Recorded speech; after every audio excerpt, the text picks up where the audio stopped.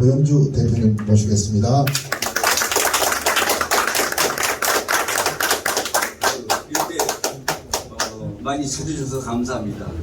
근데 제가 사실은 이 수강하시는 분들이 매번 바뀌어야 이 기초 이념을 설명을 드릴 수 있는데, 그러니까 상당히 많은 분이 지난번에 1회 때 참석하셨던 분들이 오니까 이게 같은 얘기를 계속해도 되나 좀 그런 게 있습니다. 여기 수천 명이 보고 있습니다 지금. 사실은 이게 지금 처음에 좌경 의식학습을 전부 우리 그 대학생들한테 시킨 다음에 의식학습을 아무리 그냥 시키기만 해도 뭐느냐, 의식학습은 혁명을 하기 위해서 시켰는데, 그래서 이제 1986년쯤부터는 대학가에서 이제 혁명론이 전개가 되거든요. 그래서 CDR, NDR, PDR, CNP 논쟁이 벌어지고, 그러다가 이제 김영환이가 북한의 그 대남 방송을 청취해가지고 그걸 그대로 옮겨 써가지고 NLPDR 혁명론이 일어나서, 그래서 이제 우리나라에 NL계, PD계 생기고 그러는데, 이게 지금 혁명론이나 이 조직적으로 가게 되면은 과연 우리 일반 국민들이 그것까지 알아야 될 필요가 있느냐. 그래서 어쨌든 간에 다시 이념 문제에 집중을 해서 자유민주주의 적에 대해서 좀 말씀을 드리도록 하겠습니다. 자유민주주의 적이라고 그러면 뭐가 될 것 같다고 생각하십니까? 뭐가 자유민주주의 적이라고 생각나는 거 없으십니까? 전체주의. 예. 좋은 말씀이시고, 예. 학문적으로, 자유민주주의 적은, 이 공산혁명을 일으키려고 하는 세력들, 좌경 세력들이 자유민주주의 적이죠. 그 이론적 토대가, 공산주의 이념, 이론, 또, 그게 바로 이제 아류에 해당되는 좌경 이념, 좌경 이론, 이런 것들이 자유민주주의 적입니다. 그런데 다 아시겠지만 1989년에 미국의 프랜시스 후쿠야마라는 정치 경제학자가 역사의 종언이라는 책을 썼습니다. 그거는 자유민주주의와 자본주의 시장경제, 또 공산주의와의 싸움에서 자유민주주의가 승리를 했다. 그래서 이제 역사는 과거서부터 원시 공산사회, 고대 노예제 사회, 중세 봉건 사회, 자본주의 사회, 공산주의 이렇게 쭉 이렇게 변증법적으로 발전한 걸로 되어 있는데, 이제 더 이상의 발전은 없다. 자유민주 체제에서 이제 멈췄다. 역사는 그런 자유민주 체제에서 끝난다. 이런 논문을 발표를 했습니다. 그런데 실제로 그 2년 후인 1991년에 동구권과 소련이 붕괴가 됐습니다. 그래서 후쿠야마의 예언이 맞았다 해가지고 상당히 높은 평가를 받은 그런 논문입니다. 그런데 제가 그동안에 공안을 쭉 하면서 제가 보기에 실무자의 입장에서 볼 때 역사의 종언이 아니다. 역사는 끝나지 않았다. 이 자유민주주의가 있는 한은 끊임없이 이 좌경 세력, 공산주의 세력의 도전이 있게 마련이다. 그래서 절대로 역사는 끝나지 않았다. 그러면은 우리가 이념적으로 생각을 해보면은 자유민주주의하고 공산주의하고 봤을 때 정상적으로 생각을 하면은 자유민주주의 이념이 좋은 거를 다 아는데, 왜 이 공산주의자들이 완전히 소멸되지 않고 끊임없이 이렇게 도전을 하게 되느냐. 그거는 이 좌경 이념의 이 사기 수법이 기기묘묘하기 때문에 그렇습니다. 제가 공안을 하면서 공산주의 이념이라든지 좌경 이념에 대해서 제가 정의를 했습니다. 뭐라고 정의했느냐.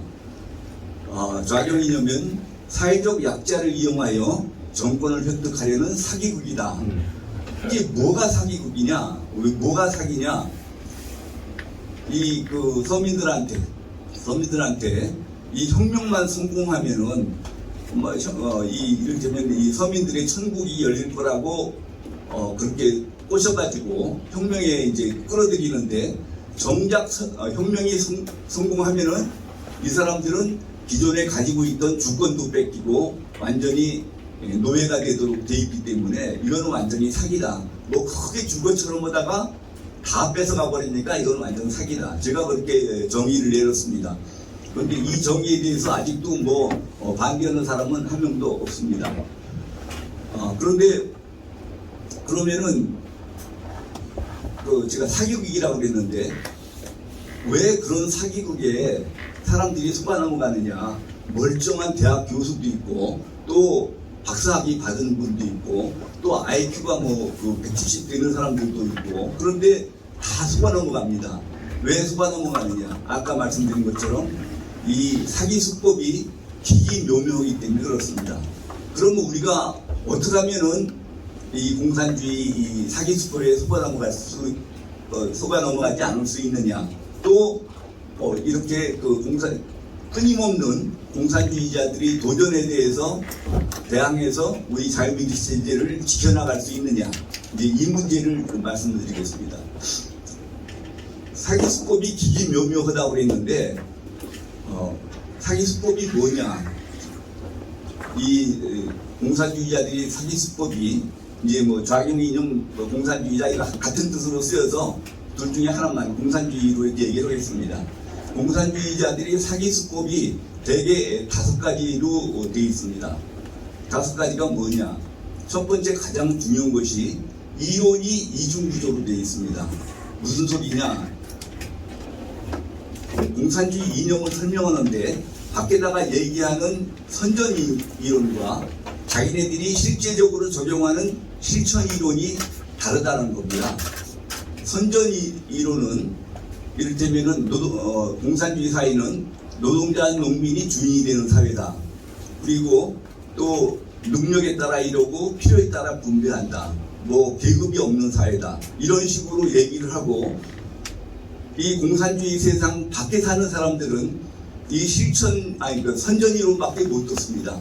실제로 공산주의자들이 내부에서는 어떤 원칙이 적용하고 있는지를 듣지를 못합니다.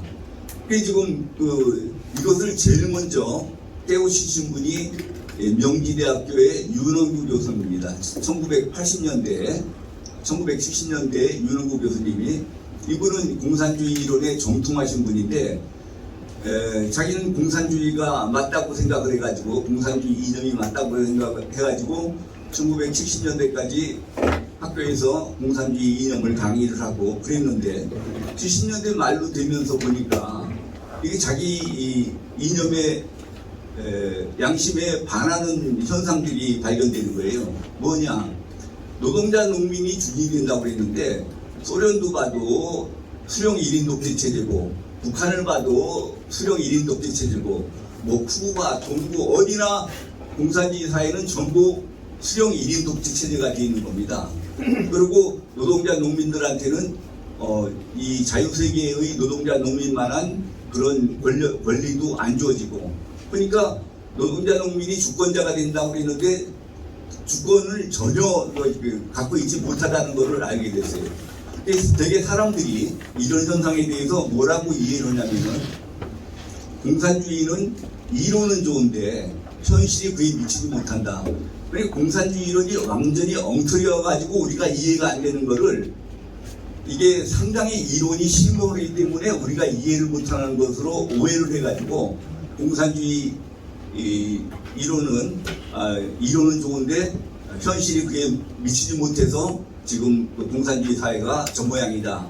그런데 윤원구 교수님은 아니 이론이 좋으면은 다 결과가 좋아야지 어떻게 이론은 좋은데 하나같이 결과가 저 모양이냐. 그래서 이거는 뭔가 공산주의 이념에 뭔가 비밀이 있지 않느냐 해가지고 다시 공산주의 이론을 공부하기 시작했습니다. 소련의 정치학 그 당시에는 공산주의 종주국이 소련이니까 소련의 정치학교 가서 경제학교 가서 이런 거를 찾아가지고 다시 연구를 했습니다. 그래가지고 알아낸 것이 공산주의 이론은 이중구조로 되어 있다. 우리한테에게는 선전 이론과 자기네들이 실제로 적용하는 실천 이론은 전혀 다르다. 그래서 지금 어떻게 다르냐? 선전 이론에 의하면은 노동자 농민이 주인이 된다고 그랬는데 실천 이론에는 어떻게 돼 있느냐? 대국 간의 권력은 나눠 가질 수 없다. 농민을 믿지 마라. 농민에게는 권력을 나눠주지 말라. 노동자 농민이 주권이라고 해놓고 딱 자기네들이 혁명에 성공하면은 농민은 이 주권자에서 완전히 제외해버리는 겁니다. 농민을 왜 제외하느냐? 농민은 이 땅에다가 농사를 짓는 사람들이기 때문에 이 땅에 대한 애착이 강해서, 그래서 이 사적 소유에 대한 그런 애착이 강해서 언제든지 이 부르주아에 영합할 수 있는 그런 기회주의적 속성을 가지고 있다. 그래서 이 농민한테는 아예 권력을 나눠주면 안 된다. 농민을 뿌띠 부르주아지라고 합니다. 뿌띠는 작다는, 작은 부르주아지, 작은 자본가, 그런 뜻입니다.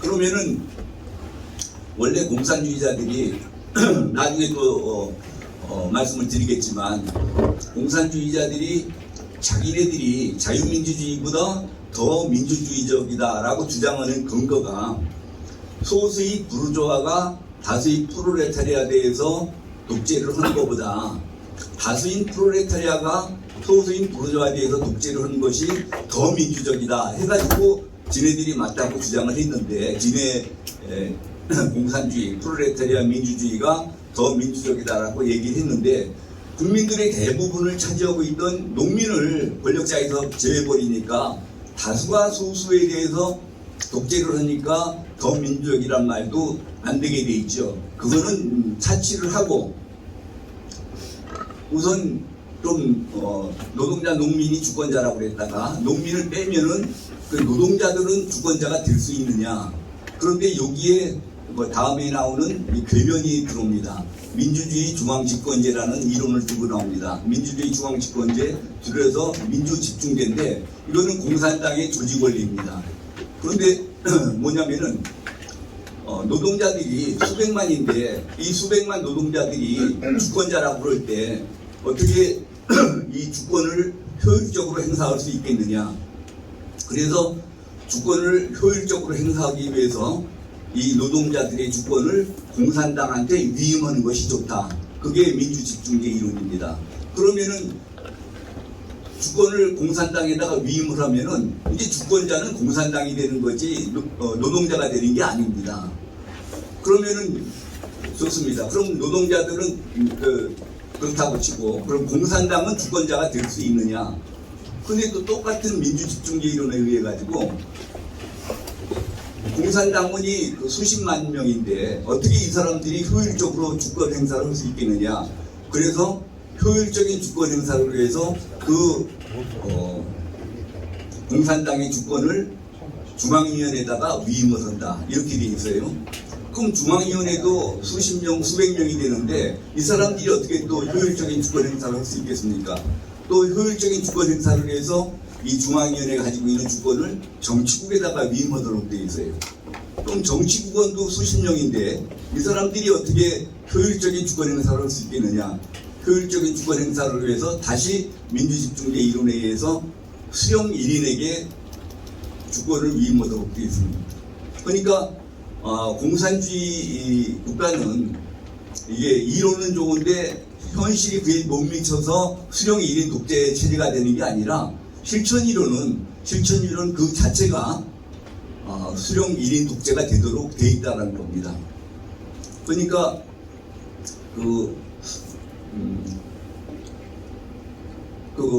어느 공산주의 국가든지 이 실천의 이론에 의해서 수령한테 이런 주권이 생기고, 그러면 이 주권이라는 게 이 국가 내에서 가장 강력한 권력이 주권입니다. 이 주권자의 명령에 대해서는 거부를 할 수도 없고 이의를 제기할 수도 없습니다. 그러니까 수령 1인을 제외하고는 공산국가의 모든 사람들이 전부 다 수령의 노예가 되는 겁니다. 이건 거부할 수도 없고 이의 제기도 안 되고. 그래서 공산국가가 그렇게 돼 있다는 걸 말씀을 드리고, 그 다음에 이제 두 번째 사기 수법이 뭐냐? 용어 혼란 전술을 씁니다. 이 사람들이 쓰는 용어는 우리가 쓰는 용어하고 개념이 전혀 다릅니다. 쉽게 예를 들어서 우리는 민족 그러면은 한결에 이렇게 생각을 하는데, 이 북한 공산주의자들이 민족을 얘기하면은 그 안에 주한미군 철수라는 말이 들어가 있습니다. 그 다음에 평화 그러면 우리는 전쟁이 없는 상태를 평화라고 한다고 그러는데, 이 북한에서 평화라고 얘기하면은 온 세상이 공산되던 상태를 평화라고 합니다. 그럼 우리 민족끼리 평화를 이루자 그러면은 주한미군을 철수시키고 온 사회를 공산화시키자 이 뜻입니다. 그 다음에 우리가 이제 가장 많이 이제 혼동을 일으키는 게 이 민주화라는 용어입니다. 민주화. 우리가 건국한 이후에 인혁당 사건, 또 통역당 사건, 난민전 사건, 그리고 민청학년 사건 이런 많은 좌익 사건이 있었습니다. 그런데 그것이 전부 과거사법하고 민보상이 법해가지고 전부 민주화 유공자로 그랬습니다. 그럼 그 사람들이 전부 민주화 유공자인데, 결국 지난번에 문재인 정권이라는 것은 이 많은 민주화 유공자들의 이 업적이 모여져서 문재인 정권이 된 건데, 그런데 문재인 정권이 그럼 민주정권이냐? 아니잖아요. 제가 그걸로 해가지고 좀 곤욕을 치렀지만, 문재인 정권은 명백하게 공산주의가 되려고 하다가 실패한 정권입니다. 2018년도에 헌법 개정이 됐으면은 완전히 공산화가 되는 건데, 저희가 그걸 애국진영에서 결사적으로 막아가지고 공산화는 막아진 거죠. 그러니까 문재인 정권은 공산주의 내지는 민중민주주의 정권이라고 봐야 되는데, 어떻게 자유민주주의를 했다는 민주화 운동이 쭉 쌓여가지고 그 결실이 문재인 정권이 되느냐? 그러면은 문재인 정권이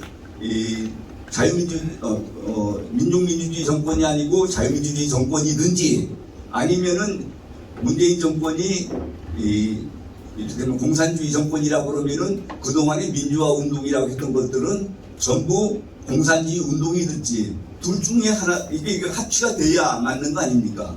그런데 어떻습니까? 문재인 정권이 지금 저건 건 확실하죠. 공산주의 정권인 건 확실하잖아요. 나중에 성공은 못했지만.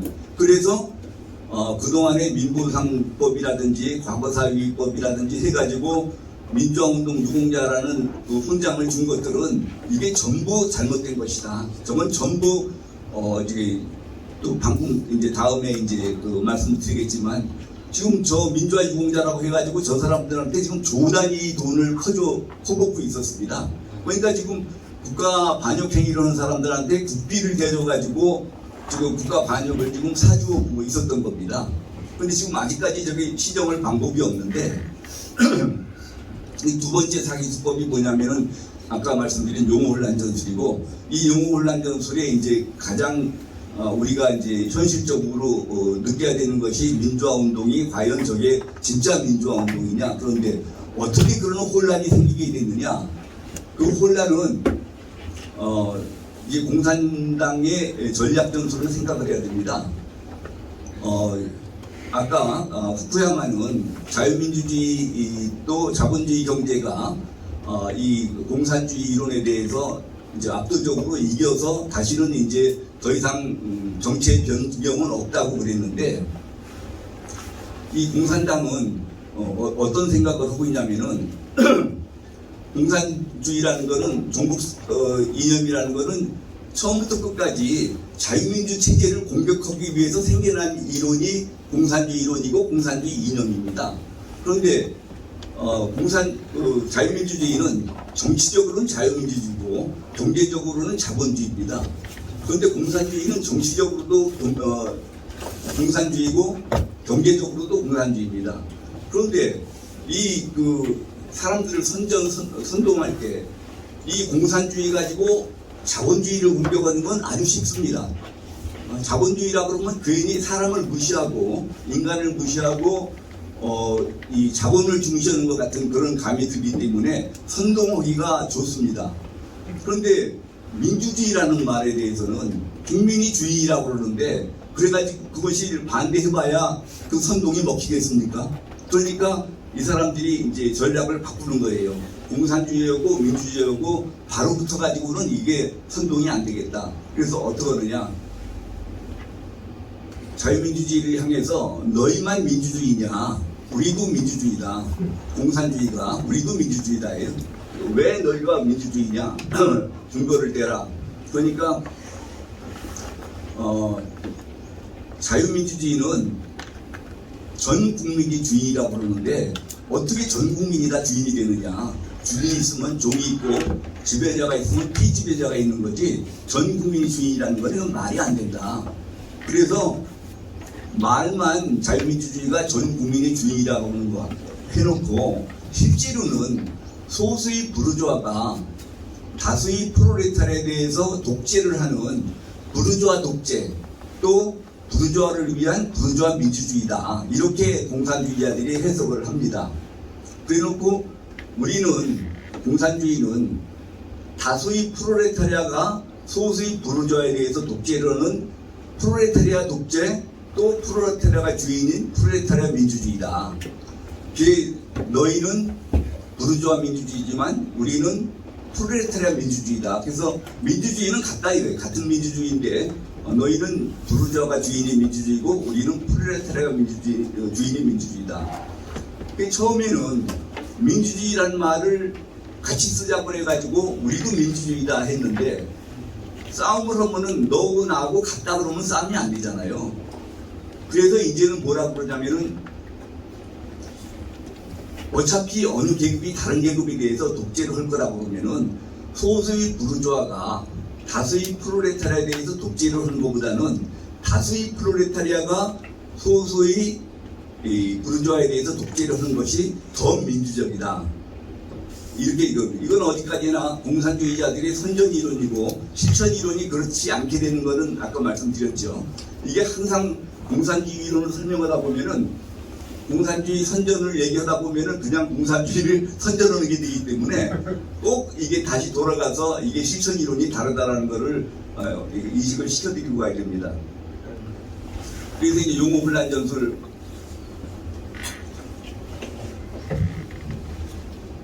세 번째가 궤변입니다. 궤변.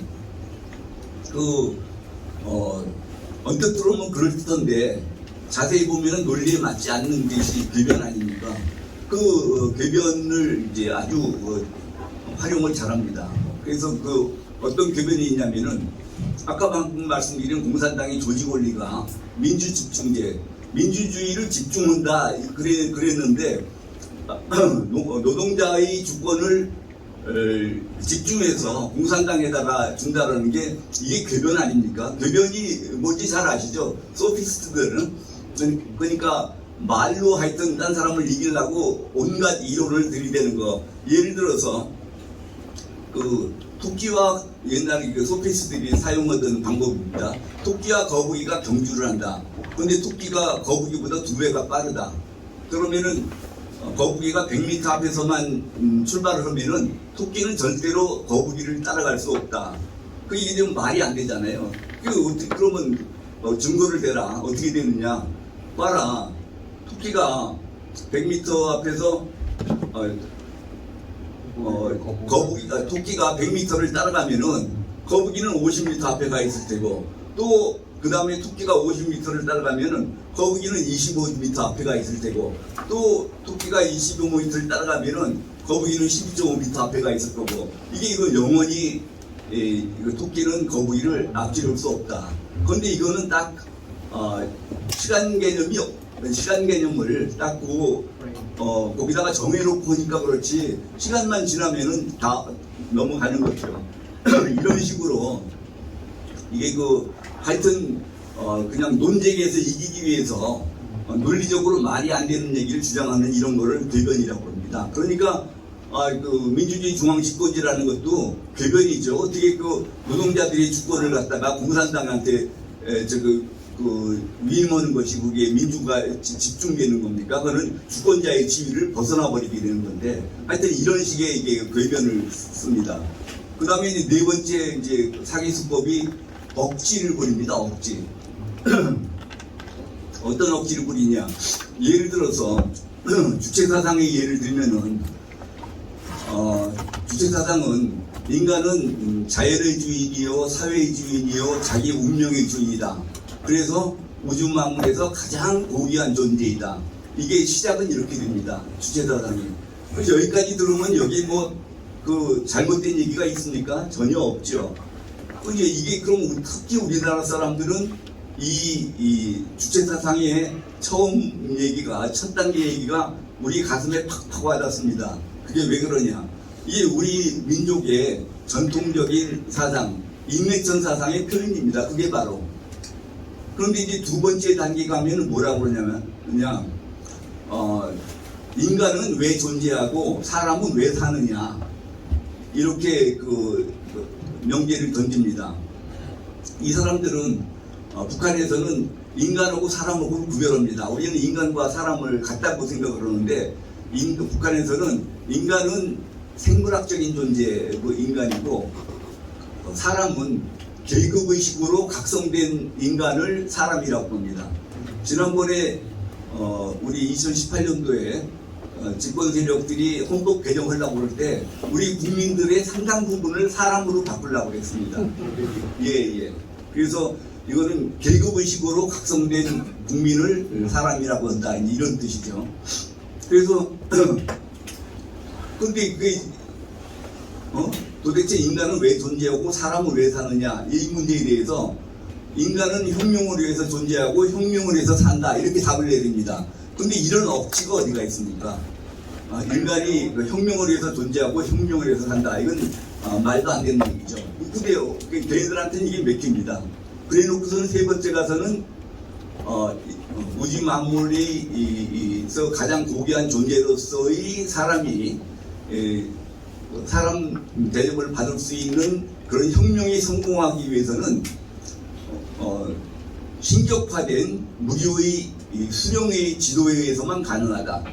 그러니까 이거는 공산주의 혁명하는 과정에서 수령의 지도를 따르게 돼 있는데 이제 혁명이 끝난 다음에 공산주의 사회에서 수령의 이를테면은 절대적인 권한을 인정받기 위해서 주체사상이라는 이론을 만들어 가지고 그렇게 하고 있는데 이게 지금 완전히 억지죠.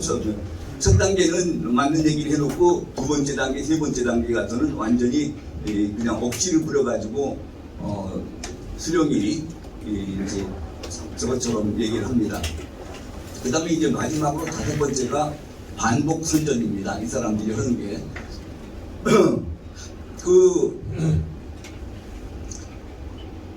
지난번에 그 문재인 정권이 딱 정권을 잡자마자 제일 먼저 착수한 게 뭡니까? 언론을 장악한 겁니다. 언론. 저도 박문진, 우리 오종환 본부장님 잘 아시다시피 박문진 이사장을 하고 있는데 저를 쫓아내고 그래가지고서는 MBC 사장 바꾸고 KBS 사장 바꾸고 SBS도 다 바꾸고 이랬죠. 이 사람들은 이 좌익들은 언론이 얼마나 중요한지를 압니다. 지금 근데 아직 그 정권이 윤석열 정권으로 바뀌어서도 아직까지 물론 뭐 여러 가지 장애가 있어서 그렇지만 이 언론을 저대로 내버려 두고 이게 제대로 이게 정권 유지가 될지 모르겠습니다. 그래서 하여튼 엉터리 같은 소리도 두 번, 세 번, 네 번, 10번, 100번 반복을 하면은 믿게 돼 있습니다. 그래서 이제 이런 다섯 가지 사기 수법을 교묘하게 섞었으면은 여기를 안 넘어갈 수가 없습니다. 아까 말씀드린 것처럼 여기에 안 넘어가려면은 이런 이념 교육을 따로 받아야 됩니다. 그러면 우리나라에서는 왜 이런 이념 교육을 안 받았을까요? 이게 지금 우리나라는 북한과 지금 이념적으로 지금 분단된 거 아닙니까? 그러면은 이런 이념적으로 분단된 나라에서는 왜 우리 제도가 북한보다 좋은 제도인지 북한 제도가 왜 틀린 제도인지 이거를 제대로 가르쳐야 국민들이 자기 이 체제를 유지하기 위해서 같이 싸워줄 거 아닙니까? 그런데 우리나라에서는 전혀 그런 노력이 없었습니다. 여러분들 아마 제대로 된 이념교육을 받아보신 분이 없을 겁니다. 그러면 이념교육을 왜 안 했느냐 못했느냐. 아니 그 대한민국 정부도 머리가 있는데 남북이 이념으로 분단됐으면은 최소한도 왜 공산주의가 왜 나쁜지 자유민주주의가 왜 좋은지를 이게 국민들한테 교육을 시켜야 된다라는 것을 다 알죠. 그래서 우리 옛날에 윤리나 도덕 시간 이런 때 공산주의 이념 같은 거를 아마 가르치려고 했을 겁니다. 그런데 도무지 아까 내가 그 명지대에 그 윤홍구 교수님 말씀을 들었지만 윤홍구 교수님이 1970년대 후반에 이 공산주의 이념이 잘못된 거 이론 구조 이렇게 이론 구조로 되어 있다는 건 기본적으로 사기성이 들어있다는 얘기 아닙니까? 이거를 몰랐기 때문에 초창기에는 6.25 전쟁이 그 전쟁 직후에는 우리 국민들이 전부 공산주의를 실제 경험을 해봤기 때문에 이 공산주의자라는 게 이게 지금 상종을 놈들이 아니고 공산주의 이념이라는 게 아주 이거는 나쁜 제도구나라고 다 아는데 사실은 다 잘 알고 있는 사람들한테 공산주의가 나쁜 제도라고 가르쳐봐야 별 소용도 없을 것 같고 그리고 두 번째 가장 중요한 이유가 공산주의 이념 저걸 교육을 시키는데 강사들한테 시켜도 강사들이 아는 사람이 없는 거예요. 그러니까 그냥 공산주의 이론을 가르치는 겁니다. 자본론을 가르치고 노동가치설 무슨 이런 식으로 이를테면 유물사관을 가르친다든지 그러면 이거는 공산주의 이론에 대한 이제 이 반박을 가르치는 게 아니라 공산주의 이론을 선전해 주는 거잖아요. 그러니까 잘못하면은 이게 지금 우리 선생님이 이런 거 가르쳤다 그러면은 그 당시에 방공법 이런 것도 있었으니까 방공법으로 처벌받는다든지 이런 문제가 있어서 그 선생님들이 쓸데없는 거 가르치다가 처벌받고 이러는 일이 생기니까 사실상 이념교육을 포기해버린 거죠. 그래서 지금 이제 아까 윤홍구 교수님이 이제 작용 이념의 이론의 이중구조 이런 걸 발견해서 왜 공산주의 이론이 사기성이냐 허구성이냐 이런 거를 이제 입증을 해서 이제는 공산주의 이론에 대한 허구성에 대한 이론을 교육을 이제 할 수 있는 상태가 됐는데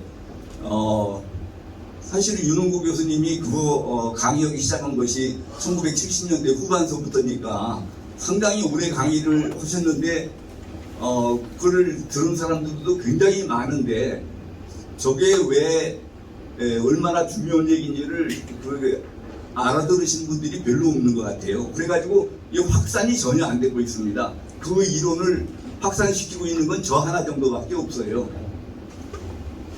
그리고 참고로 시간이 많지 않기 때문에 나중에 까먹을까봐 일단 말씀드리면은 그러면 공산주의와 공산주의 이념, 좌경 이념과 자유민주주의 이념과는 어떻게 차이가 나느냐?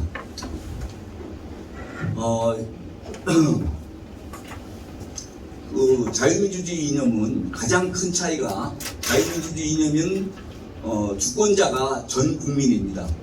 국민주권주의예요. 그러니까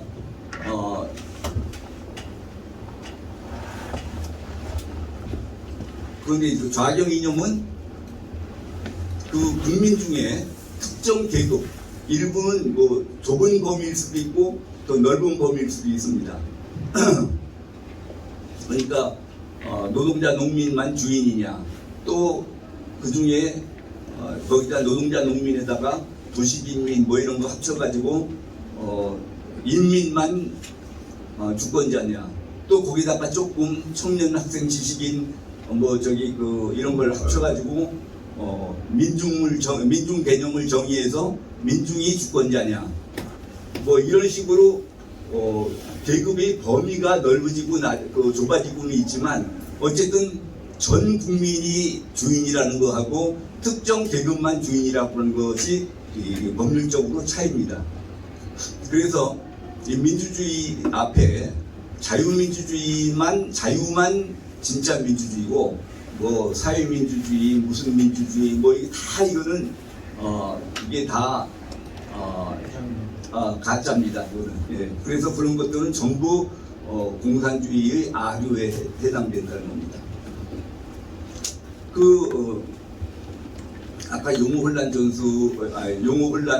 전술에 대해서 두 번째 사기 얘기를 하다가 제가 이제 하다가 말한 게 있는데, 그래가지고서는 이제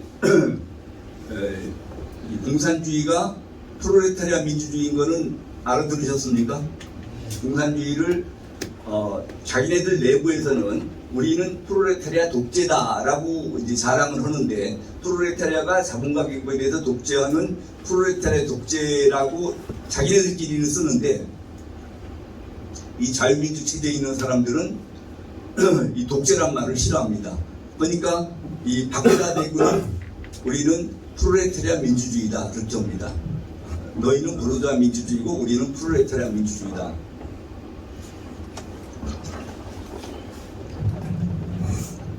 그런데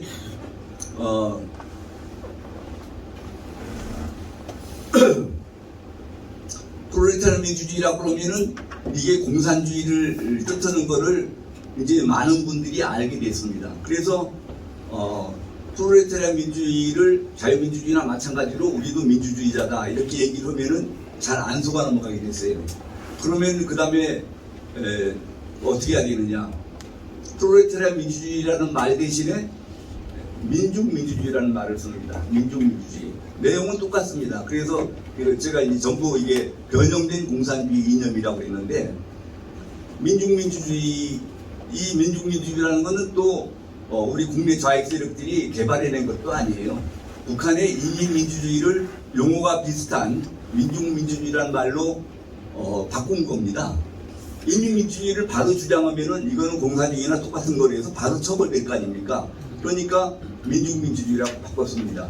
그런데 제가 1985년에 민중민주주의를 주장한 사람을 이거 이적표현물 제작으로 해가지고 기소해서 그것이 유죄 판결로 확정됐습니다. 민중민주주의는 공산주의의 아유다, 아니 변형된 공산주의다. 그래가지고서는 그 사람들을 처벌하게 되니까 그 다음에 이제 민중민주주의라는 말도 못 쓰게 됐습니다.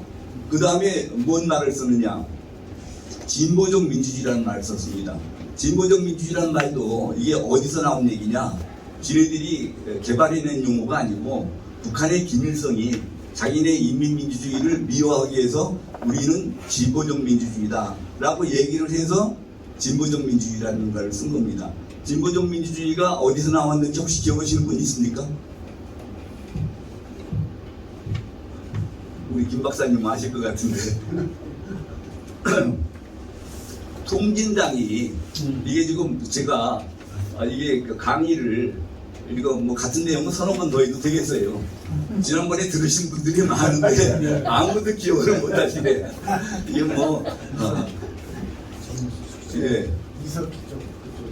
네, 이석기하고 직접 관계는 없고 통진당을 위원정당으로 해산한 게 이제 통진당이 위원정당인 이론적 근거를 제가 이제 개발해냈는데, 이게 제가 이제 그동안에 민중민주주의가 이적 이념이고 이런 것들을 제가 쭉 해왔기 때문에 통진당의 진보적 민주주의도 이적 이념인 거를 제가 알 수 있었던 겁니다. 그래서 통진당이 위원정당인 이론적 근거를 제가 했는데, 지금 뭐 그 자세한 얘기까지는 할 필요가 없고, 하여튼 그래서 통진당이 이제 진보적 민주주의 말만 진보적 민주주의라고 하고, 그럼 진보적 민주주의 내용이 뭐냐? 지네들끼리 민중 주권을 확보한다.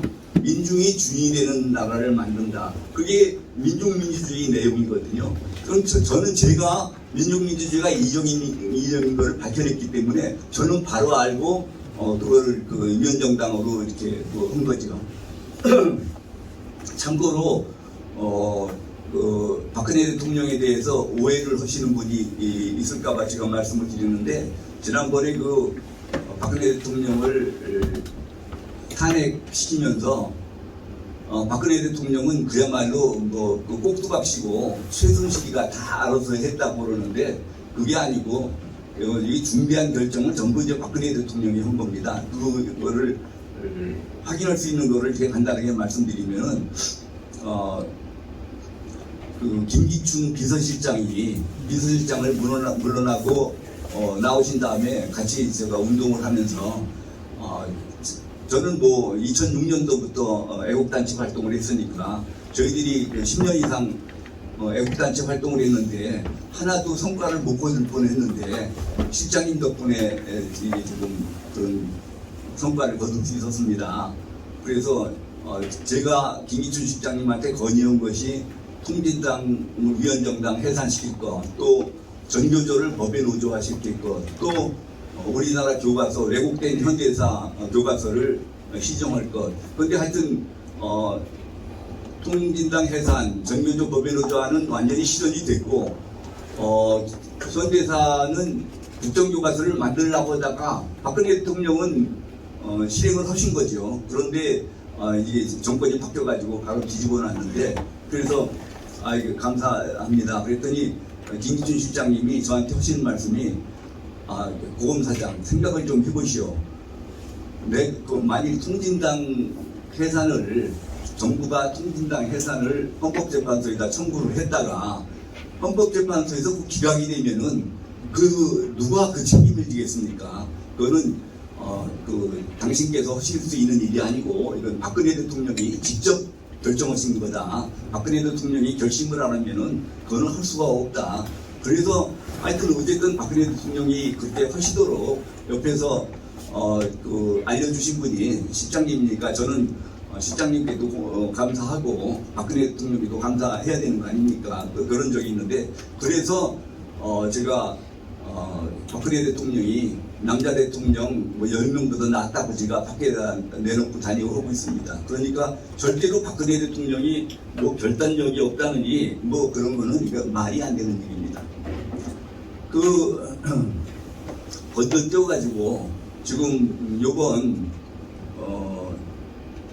서울시 교육감 선거에서 우리 우파 후보가 안 됐는데, 그건 누가 잘잘못을 지금 떠들자는 얘기가 아니고, 전교조가 표명하는 참교육이 이적 이념인 거를 제가 발견해서 1989년도에 1차 전교조를 제가 해산시킨 적이 있습니다. 그 다음에 1999년에 이제 김대중이가 다시 전교조를 합법화시키고 지금 이 모양까지 왔는데, 그 얘기를 잠깐 좀 드리겠습니다. 1986년도에 제가 서울지검 공안부에서 근무하고 있을 때 민중교육이라는 책자가 민중교육을 줄여서 민중교육이라고 합니다. 이 책자를 쓴 고등학교 선생님 3분이 구속이 돼가지고 그런데 그 사건을 기소하신 분이 딴 데로 전출을 가는 바람에 제가 그 사건의 공판을 관여하게 됐습니다. 근데 원래 공판 관여 같은 거는 그냥 공판 카드에 써 있는 것만 가서 읽어주면 되는 건데, 저는 이게 이념교육을 제대로 못 받고 공안검사가 되기 때문에 도대체 뭐가 문제인지를 알아보려고 민중교육 책도 다 읽어보고, 오 선생님은 잘 아시겠네. 민중교육 책도 다 읽어보고, 노트에 기재된 거, 메모지 이런 걸 제가 다 봤습니다. 그랬더니 거기에 어떤 얘기가 써있냐면은, 그 당시 1986년쯤 되면은 대학가가 전부 빨갛게 돼가지고 우리 공안 담당자들은 엄청 걱정을 하고 있는데, 지네들대로 불만이 많더라고요. 뭐가 불만이냐? 아까도 내가 잠깐 혁명론 얘기를 했었는데, 이렇게 학생들을 열심히 의식화시켜 놨는데 왜 여태까지 혁명이 성공 안 되느냐, 민주혁명이 성공 안 되느냐. 이 지네들이 나름대로 분석을 많이 해놨어요. 뭐라고 분석을 해놨느냐? 이 대학생들이라는 게 머리에 먹물이 들어있어서 아무리 알아도 행동하는 데는 한계가 있다는 겁니다. 그러면 어떻게 해야 혁명이 성공이 되느냐? 4.19 혁명 때를 봐라. 이 사람들은 민주혁명의 성공 사례로 4.19 혁명을 예를 듭니다. 4.19 혁명 때를 봐라. 그때는 초등학생, 중고등학생들이 전부 다 뛰쳐나오지 않았느냐. 그러니까 민주혁명이 성공을 하려고 그러면은 초등학생, 중고등학생들을 전부 끌어내야 된다.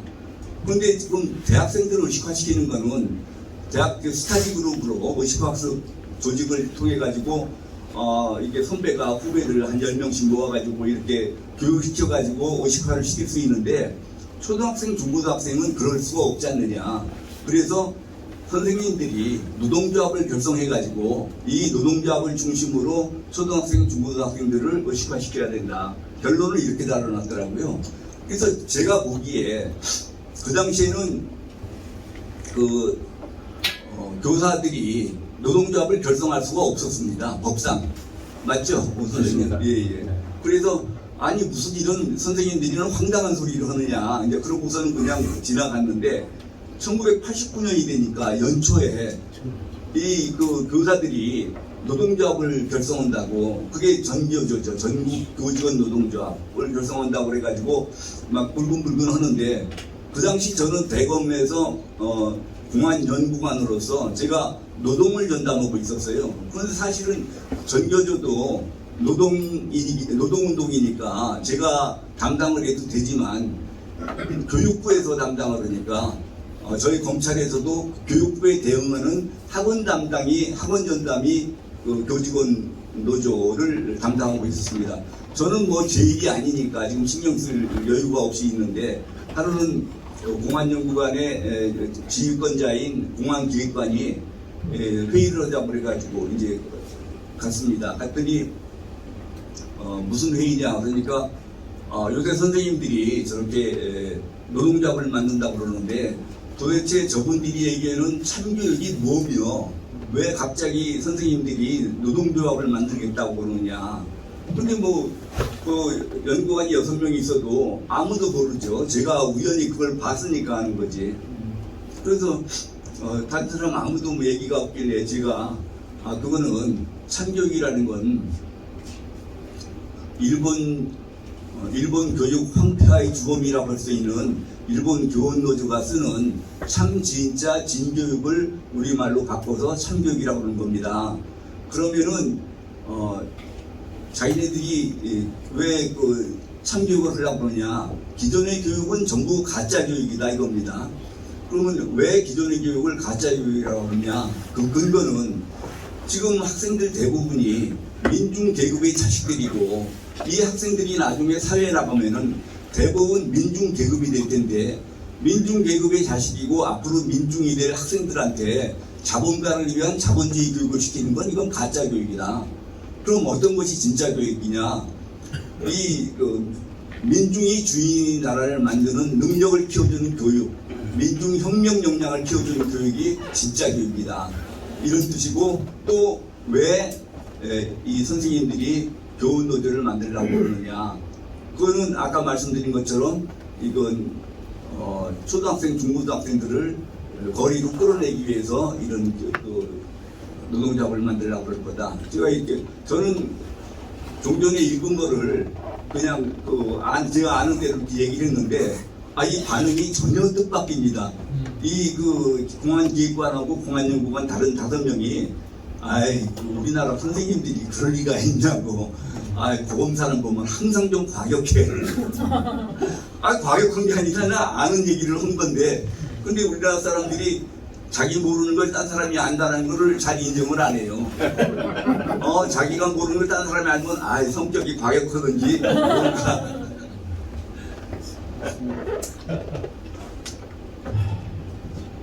그래서 과연 고검사의 얘기를 대검의 공식 의견으로 할지를 투표를 해보자 그러더라고요. 그래서 내가 아는 사람하고 모르는 사람하고 무슨 투표냐. 그리고 나는 지금 10년 전부터 공안검사를 했고, 당신네들은 엊그저께 공안부 들어와서 공안검사라고 그러는데 이게 무슨 투표할 거리가 되느냐. 싫으면 관둬라고. 내 나라만 망하냐, 네 나라도 망하지. 그러고서 내가 내 방으로 들어버렸어요. 조금 있으니까 이제 그 기업공항기획관이 나를 부르더라고. 그래서 갔더니 지금 그 당시 노태우 대통령입니다. 대통령이 노발대발 한다는 거예요. 도대체 선생님들이 불법적으로 이렇게 노조를 조직하겠다고 그러는데 도대체 공안 수사기관들이 뭐 하고 있는 거냐. 그래서 이제 급히 청와대에서 이 관계기관 합동회의가 관계기관 합동회의가 열리는데 원래는 이제 이게 교육 문제니까 우리 학원 담당이 가야 되지만 학원 담당은 여기 대해서 아무것도 아는 게 없는 것 같고 고검사 말이 믿었지는 않지만 뭔가를 아는 것 같으니까 고검사가 좀 대신 좀 가달라고. 그냥 뭐 나 웃사람이 가라고 그러니까 갔죠. 그런데 아니 같은 공안검사들도 내 말을 안 믿어주는데 내가 지금 청와대 가서 얘기하면은 다른 기관에서 나를 미쳤다고 그럴 거 아니에요. 그래서 아니 내 이제 또 가라는 데도 내가 회의를 가긴 가는데 내 청와대 가서는 일체 아무 말도 하지 말고 있어야 되겠다. 그래서 청와대 그 회의를 가니까 그 당시 그 주재하는 분이 윤여준 그 당시 정무비서관이에요. 윤여준 씨 아시죠? 네. 이분이 이제 회의를 했는데 이제 각 단체 기관에 이제 그 국장급들이 쭉 한 30명쯤 이렇게 와 있는데 거기서도 물어보는 게 똑같아요. 도대체 저 사람들 얘기는 참교육이 무엇이며 왜 선생님들이 갑자기 노동조합을 만들려고 그러느냐. 그런데 뭐 옆에 그 안기부, 뭐 그 보안사, 경찰, 기부금 또 뭐 교육부, 뭐 노동부 다 물어봐도 아무도 아는 사람이 없는 거예요. 모릅니다 해가지고 마지막으로 그 윤여준 비서관이 아유 마지막으로 대검에서 오신 고검사님 좀 한 말씀 좀 해주시죠. 그러는데 나까지 모른다 그러면 그냥 끝나버리게 생겼더라고요. 그래서 아유 뭐 요구도 먹을 각오를 하고 아까 그 공안기획관한테 말씀드렸던 얘기를 다 했어요. 근데 여기는 분위기가 전혀 다른 거예요. 이거 윤여준 비서관이 아이고 고검사님 그것 좀 글로 써주실 수 없습니까? 그래서 아니 뭐 남자는 자기를 알아주는 사람을 위해서 목숨도 버린다는데 그래서 내가 알았다고. 그래서 그날 밤에 들어와가지고 공학연 연구반이 얼마나 바쁜 자리인데 내가 밤샘 해가지고 전교조가 표방하는 참교육의 실체 해가지고 글을 써서 청와대에 보내줬어요. 그래서 청와대에서는 그걸 가지고 예쁘게 이제 팜플렛을 만들어가지고 전국 초중고등학교에다가 다 이제 배포를 하고 그 다음에 이제 그 다음 월요일 날이 마침 대검에서 확대 간부 회의가 열리는 날인데 그때 당시에는 무슨 제도가 있었냐면은 연구관들이 한 20명 되는데 이 사람들이 돌아가면서 이 사회 문제가 되는 토픽을 정해서 작성에다가 검사장들 눈과 귀를 틔워준다고 발표를 하도록 돼 있었어요. 근데 마침 이제 그때 월요일 날이 내가 발표 올 때인데 나는 뭐 그 당시 이제 그 전교조 문제가 한참 시끄러웠고 나는 이미 그 자료는 다 준비돼 있으니까 그래서 내가 그 월요일 날 이제 아침에 그거를 보고 드렸어요. 그 당시에 검찰총장이 김기춘 실장님이 그 당시에 검찰총장이에요. 내가 쭉 보고를 드리니까 김 실장님이 또 얼마나 정확한 분입니까? 고검사 그 당장에 언론에 배포해. 근데 그 뭐 복사만 하면 되니까 복사해가지고 그 대검 기자실에 가가지고 다 나눠주고 그래서 이제 그 다음날 이제 전 신문에 막 양면에 꽉 채워서 내가 쓴 대로 한 글자도 빼놓지 않고 전교조가 표방하는 참교육을 실시해가지고 신문마다 다 나갔어요. 근데 그때가 어떤 때였냐면은 그 당시 전교조에 가입한 교사가 한 2만 명쯤 됐었어요.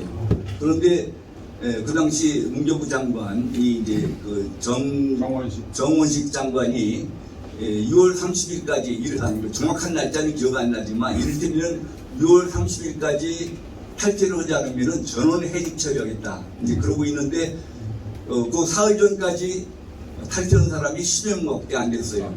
그런데 지금 뭐 사실은 2만 명을 선생님들을 전부 해직시킨다는 게 이게 무리잖아요. 그런데 전교조가 표방하는 참교육의 실체 이게 언론에 완전히 전부 배포되고 난 다음에 이틀 동안에 선생님들이 전교조에서 93%가 탈퇴를 했습니다.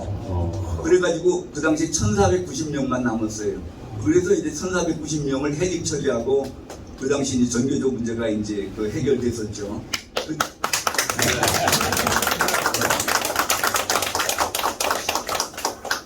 그러니까 이제 그 정원식 장관이 어떻게 해서 이 문제가 해결된지를 알잖아요, 자기는. 그러니까 이제 대검에 고맙다고 이제 100만 원을 보내왔는데 이건계 그 당시 이제 공안부장이 이건계 검사장이에요. 이건계 검사장이 나를 부르더니 아 이거 고검사 간 거니까 우리 반씩 나눠 갖자. 근데 그때 50만 원을 벌었습니다. 시간이 지금 내가 예, 좀 마무리 말씀. 예, 예. 마무리 말씀. 그래서 아까 이제 진보적 민주주의까지 했었죠. 예. 그 다음에 제가 이제 또 옆길을 샜었는데 진보적 민주주의 다음에 이제 공산주의란 말 못 쓰죠. 그리고 민중민주주의란 말 못 쓰죠. 진보적 민주주의란 말 못 쓰죠. 그런 건 어떻게 했겠습니까? 이제 총장님 아셔야 되는데. 예, 아떼 버리죠. 네? 아떼 버리고 민주주의. 예. 그 다음에 이제 그냥 민주주의란 말을 쓴 겁니다. 그것이 언제 있었느냐? 2018년 헌법 개정할 때 자유민주주의에서 자유를 빼고 민주주의를 쓴다고 그랬지 않습니까? 근데 우리나라에서는 민주주의나 자유민주주의나 뭐가 차이가 있느냐? 똑같다고 생각하잖아요. 근데 그게 아닙니다. 사실은 왜 우리가 그걸 아냐면 전 공안을 쭉 해왔기 때문에 북한의 행태를 쭉 추적을 해왔기 때문에 2010년도에 북한에서 노동당 규약을 개정하면서 좀 전에 대남 적화혁명 전략을 민족해방 인민민주주의 혁명 전략이라고 했었는데 갑자기 민족해방 민주주의 혁명 전략으로 인민을 빼버렸어요. 그 당시에는 왜 인민민주주의 혁명 전략을 그냥 민주주의 혁명 전략으로 왜 저거를 인민자를 왜 뺐을까? 뭐가 변경이 있나? 아무 변경도 없어요. 지금 이제 우리가 그걸 생각을 해보니까 아까 좌익들은 자기네들이 진짜 민주주의라고 한다고 그랬죠? 무슨 기억하십니까? 자유민주주의는 가짜 민주주의고 프롤레타리아 민주주의, 인민민주주의가 진짜 민주주의라고 그랬잖아요. 그래서 2010년쯤 되니까 아니 우리가 붙어요. 인민민주주의라고 붙을 게 뭐 있느냐. 민주주의면 그게 인민민주주의지. 따로 인민민주주의라고 말할 필요가 없다. 그래서 인민을 뺀 거예요. 근데 우리나라 좌익 세력들이 북한에 그거를 그대로 배워가지고 인민민주주의를 우리나라에서 이제 자유를 빼고 민주주의로 만들면은 그게 바로 인민민주주의 헌법이 되는 겁니다. 그런데 다행스럽게 우리가 결사항전을 해가지고 그걸 막았지 않습니까? 그런데 그러면은 헌법 개정이 안 됐으니까 우리나라는 지금 자유민주주의 헌법이 맞잖아요. 근데 이것들은 우리나라 헌법이 자유민주주의 헌법이 아니라는 거예요. 그래가지고 고등학교 역사 교과서에 그 이름이 뭐였더라? 역사교육과정 개발 추진위원회 그런 게 있죠. 하여튼 그 검정 교과서 편수 지침에다가 자유민주주의라는 말을 못 쓰게 했어요. 그냥 민주주의로 다 바꿨어요. 왜 바꿨느냐? 나중에 이제 따지고 보니까 뭐라고 얘기하냐면은 우리나라 헌법이 자유민주주의 헌법이라는 거에 대해서는 이견이 많이 있기 때문에 그냥 민주주의로 바꿨습니다. 이건 말이 안 되는 얘기죠. 자유민주주의 헌법이 이견이 있으면은 학교에서 논의를 해가지고 정상적으로 바꿔야죠. 완전히 헌법 개정이 무산됐는데 그거를 헌법을 완전히 무시하고 그냥 지네들 편수 지침을 바꿔가지고 역사교과서에는 자유민주주의라는 말이 안 나옵니다. 못 쓰게 돼 있어요 지금. 그런데 거기다 한술 더 떠가지고 윤리와 사상이라는 교과서가 있습니다. 윤리와 사상이라는 교과서 5종이 있는데 그 중에 3종에서 국민주권이라는 말을 빼고 인민주권으로 바꿔놨어요.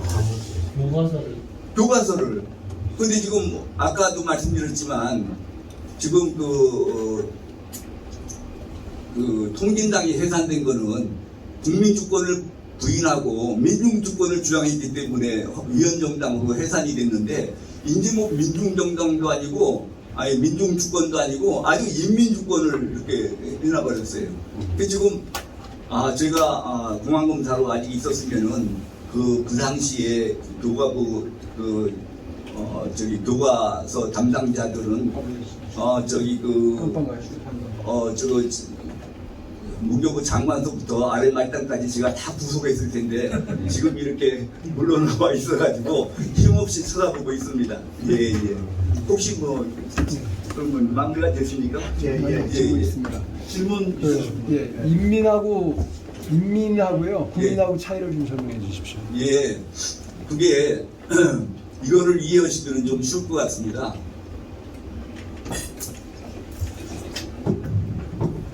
위헌정당이 되려고 그러면은 헌법에 아무 조항이나 위반한다고 위헌정당이 되는 게 아니라 자유민주적 기본질서에 위반되는 규정이 있어야 그게 위헌정당이 됩니다.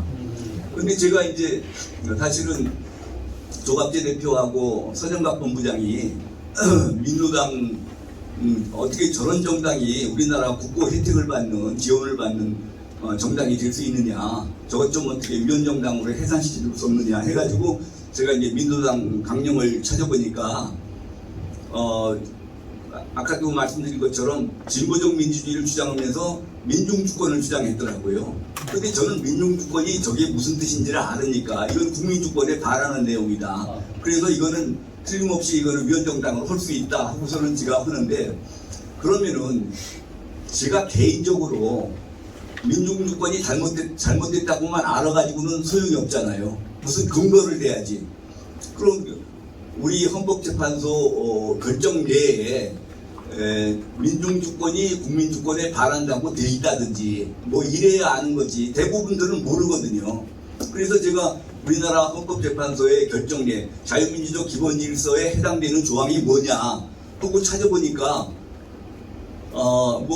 우리나라는 그 상권분립제도 무슨 재판의 독립 무슨 자유민주 시장경제 이런 식으로 쭉 나오는데 국민주권이라는 말이 없어요. 그러면 제가 민중주권이 이거 국민주권이 위반된다고 주장해봐야 소용없잖아요. 우리 헌법재판소 결정내에 그런 게 없는데. 그래서 제가 이게 문제다 이게 지금. 그래가지고서는 근데 우리나라 이게 그 헌법재판이라든지 우리나라 대법원 판례라든지 이런 거 보면은 외국의 결정내 판례를 갖다가 많이 참고를 하거든요. 그래서 우리나라 헌법재판소의 원형은 서독연방헌법재판소입니다. 그래서 서독연방헌법재판소에서는 이미 공산당도 나치당도 해산시킨 전력이 있기 때문에 제가 그 관련 규정을 찾아봤어요. 근데 이거 뭐라고 되어 있냐면은 자유민주적 기본질서란 맨 첫 번째 국민주권주의라는.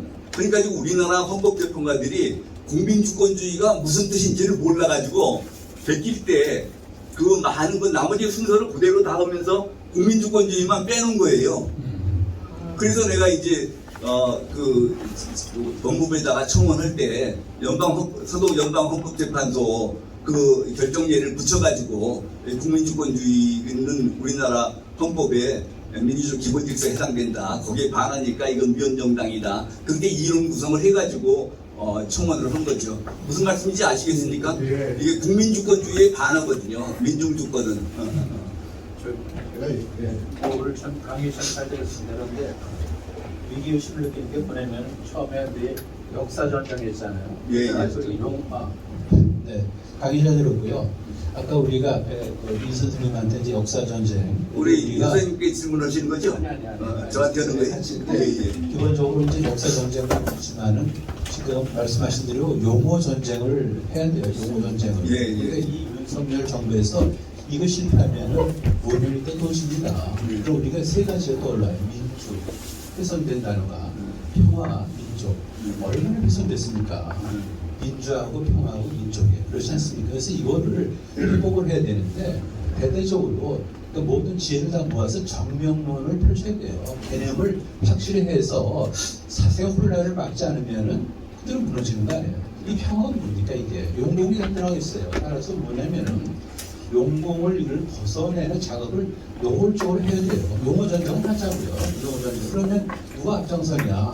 여기서 앞장서면 될 거 아니에요. 우리라고 사실상 맨날 국힘당이 하는 그런 거 하지 말고 편파 하지 말고 대한민국의 어떤 뭐 미래 국민되기를 위해서는 용어 전쟁이 필요하고 뭔가 혼란된 사상을 바로잡는 어떤 그런 예를 들어서 주어 통합민주 얼마나 훼손되느냐 그걸 얘기하면 얼마든지 스타트가 될 수 있어요. 그래서 그거를 좀 제안을 좀 드릴 수 있다. 예, 예. 네. 지금 마침 우리 데이너 김 선생님께서 구독자가 27만이나 되는 저기 그 유튜브입니다. 그러면 저희가 이런 그 강연을 한 것이 잘하면은 27만 명 그 이상이 볼 수도 있으면은 이제 국민 교육 자료로 잘 활용이 될 수 있을 겁니다. 예, 예.